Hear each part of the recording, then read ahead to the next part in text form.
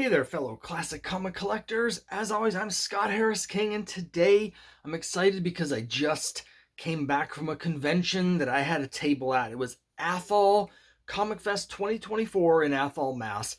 And I want to tell you all about the show. I've got some cool stuff that I picked up at the show. Plus, one of you came to visit me and gave me a comic. So thank you so much, and I'm going to save that to the end. I really appreciate it. It was very exciting. And it was a comic that I actually needed from my checklist. So that's going to be at the end of the video. But first, before I dive into Athol Comic Fest, I just want to remind everybody that I do have a comic currently on Kickstarter. That's Quest number 4. The link is down below. If you've missed the first 3 issues, no problem, because I've got a special discounted bundle where you can pick up all 4 issues of this exciting epic fantasy series at one low price.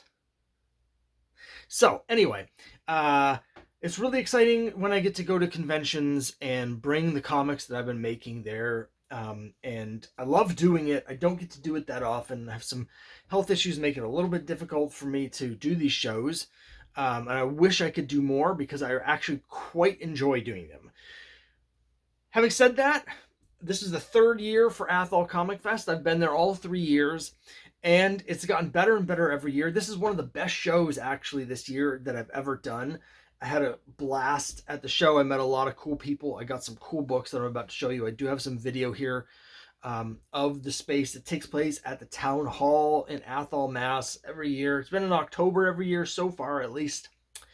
And the show is put on by Chris Tamulevich, who's from Athol, and he does a comic called The Great Cyclops. I'm going to show you that in a little bit. But really, it's his wife Diana who actually does the convention. Chris just kind of shows up with his comic books. I don't think he'd mind me saying that. She handles all of the logistics and coordinates with the people at the Athol Library, which is right next door. And so they're the official sponsors of it, and they put on this great show. And I had a terrific time. Like, I did really well. Every year I've done better and better than the previous year because the show's been getting bigger, and I've started to sort of know some of the people in Athol. One of the things that was most exciting and gratifying for me is I had more than one person that came to the table who had bought something from me in one of the previous 2 years, liked it, and was coming back to get like the next issue. That's the first time that's happened for me in person. Of course, on Kickstarter I have people that buy every issue, but it's the first time at a convention where someone has come to get the next issue of a series that I've been doing because they bought it from me at a previous show. So that was super exciting. I also met some young creators who were, asking for feedback on their work, and it was very exciting to see the next generation of creators coming up and doing that. There was a couple back issue booths there as well. His and Her Comics out in Greenfield comes every year. And also, there's a comic store in Northampton that comes every year. I want to say it's called like Holy Moley's. I've actually been there once, but it was many years ago, so hopefully I got that right. So it was great for them to come out and support the community as well. And it was just a really, really great time. We did some panels. And got to talk about comics, answer questions from the audience about comics, and they have like a little cosplay competition at the end, so there's a lot of kids from the local schools that were coming in costume, so it's just a really great environment and a great show. So let me show you the comics that I picked up from my fellow indie comic creators. This is Kids Switch number 1. This is from Keith Gleason. Now, I've mentioned Keith before. He's better known for doing Mighty Mascots. He's got 9 issues of that series out, which is about cereal box mascots that come to life and fight crime. It's a lot of fun. And Keith is also the person that puts on the Leominster Comic Con, which is one of my favorite conventions I love doing every year. I love Leominster Comic Con. It was great this year. It's one of the other shows that I tabled at this year. So it's cool to see Keith. I see Keith at a lot of shows, which actually this is a great time to just plug in here real quick. I'm doing another convention this Saturday, so that's October 12, 2024. It's at Mill number 5. in Lowell, Mass. It runs from noon to 4 o'clock. So it's easy to get to right off of 495. I'll be there. Keith will also be there. One thing that's really cool is I kind of, at this point, know most of the people that are at the other tables. Like, a lot of the people that are the majority of the other people, local creators that were there, are people that I've tabled with before at other shows. And so I've gotten to know quite a few of them. So it's really exciting to see those people and see the new stuff that they've been putting out. So like I already have most of the issues of Mighty Mascots. Kid Switch is actually something that Keith put out earlier that I don't remember seeing before, but he said he'll be probably returning to this soon for an issue number 2. So I'm excited to see that. Excited to dig into this and read it. Looks like a lot of fun. Now, one of the other creators there was also Mike Wagner. Mike was at the first show that I ever tabled at, which was up in Vermont back in 2019. I see him at a lot of these shows. He also does, like me, does a lot of stuff with public domain, Golden Age superheroes.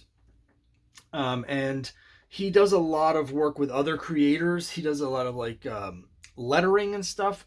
So besides like writing his own comics, he collaborates with a lot of people as a letterer and in other roles. So I got several things from his table that he worked in some capacity on. Here's Nerd Nation Presents number 2, which you'll recognize has a cool homage cover, homaging Alpha Flight number 12. This is actually the second indie book that I've gotten. I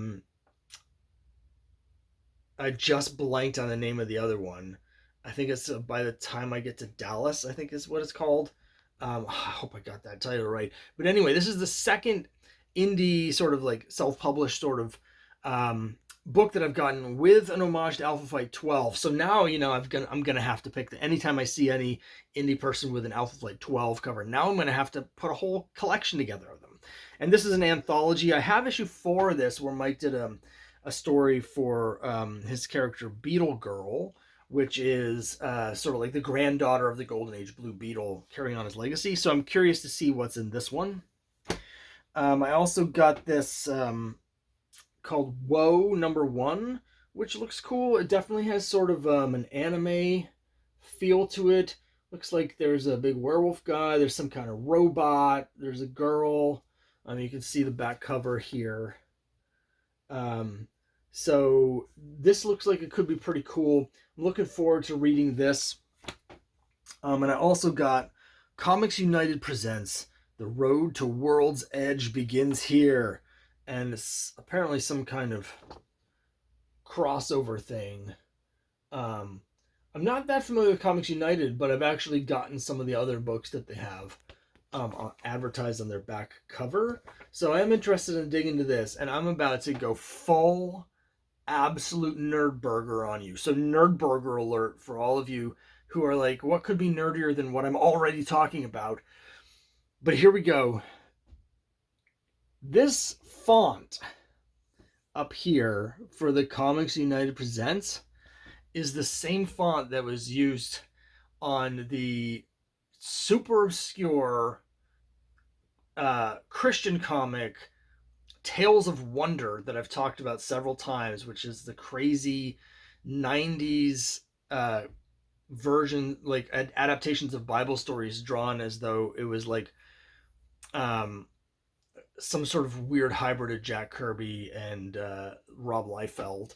And that series is amazing. And when I saw this, I saw that font right up there, and I was like, ooh, does this have something? No, it has nothing to do. A complete coincidence. Nothing to do with Tales of Wonder. But it got me excited to buy this. So, okay, nerd burger alert over.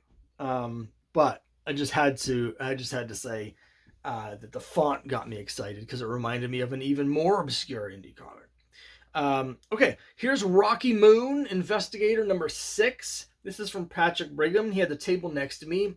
I've actually tabled next to him at multiple conventions for whatever reason. We end up sitting next to each other several times here. And so I already have the first 5 issues of Rocky Moon, but here's the 6th one. So it's cool to see Patrick, and I enjoy reading this series. It's about a private investigator who is also sort of like the man in the moon. Here's Rocky Moon here.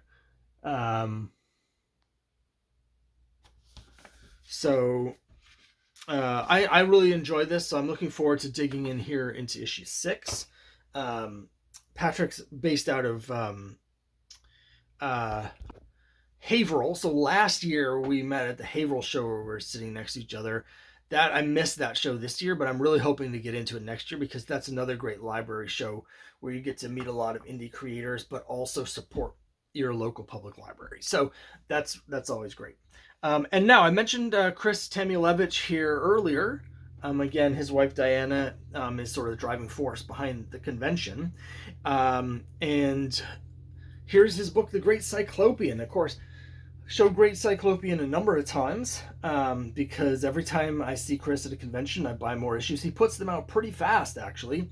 So here's issue 6 and issue 7 of The Great Cyclopean. Issue 8's already out, and issue 9 I think is currently live, not on Kickstarter, but I think it's on Fund My Comic. So I only bought 6 and 7 because I wanted to leave 8 so that next time I see them at the next show, because I see them so often, I'll be able to buy more from them in person at the show to help them have a good convention experience. And The Great Cyclopean is kind of like his superhero universe. The Great Cyclopean is, it's you probably guessed, it's the big Cyclops. And Chris said that he basically created these characters, not just Cyclopean, but the other superheroes in here. A lot of them he created when he was a little kid, and now that he's like my age, like me, he's getting into making his own comics, and he's going back and doing stories about these characters that he created when he was a kid.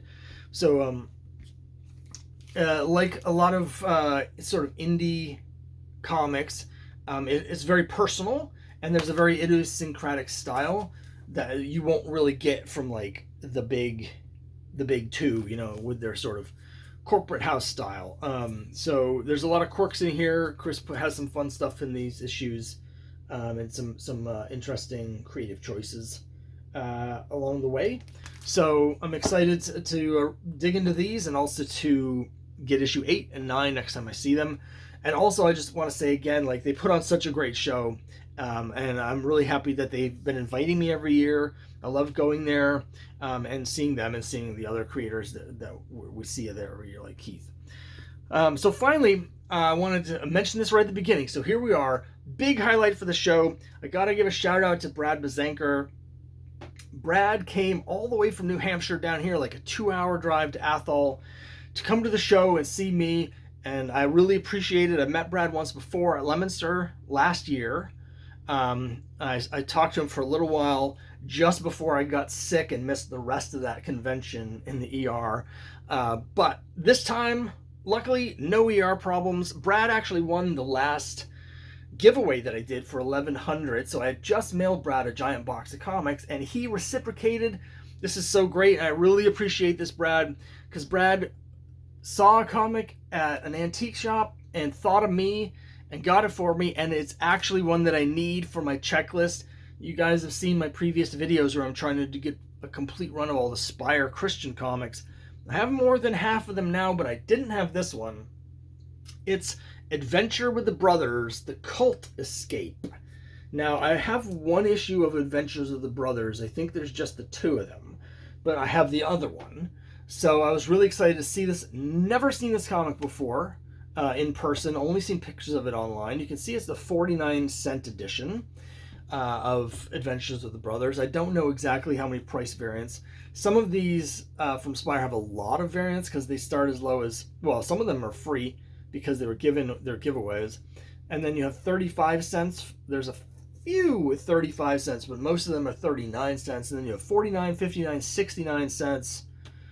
And so there's a lot of variants of some of them, but other ones only got 1 or 2 printings because they weren't as popular. I don't really know for sure.